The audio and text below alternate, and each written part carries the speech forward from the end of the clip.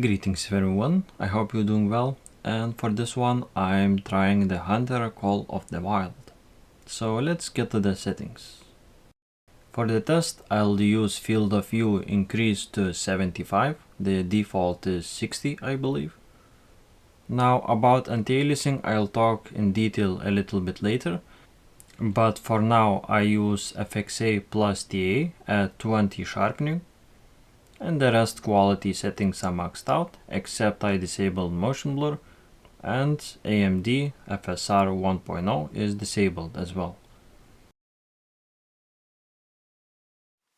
Now first of all I wanted to talk about the anti-aliasing of this game.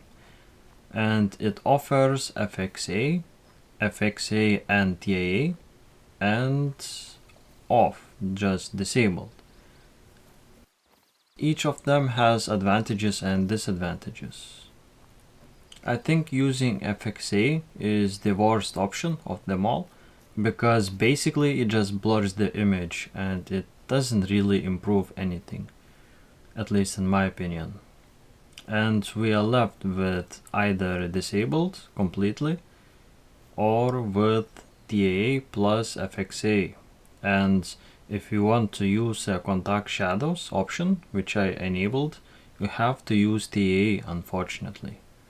But using TAA, it introduces a lot of ghosting issues. So it really depends what you are sensitive. Ghosting or worse graphics. And unfortunately there's no DLSS. It's such a shame because it would improve the ghosting issue. And it also allowed the contact shadows option, and unfortunately it's not available. Despite being an older game, I think it was released in 2017, so it's basically 7 years old, but it still looks amazing. But it also is very demanding, as you can see. With 3090 I can barely scrape the 70 FPS threshold, so you have to have 4090 basically if you want high refresh rate with maximum settings at 4K resolution.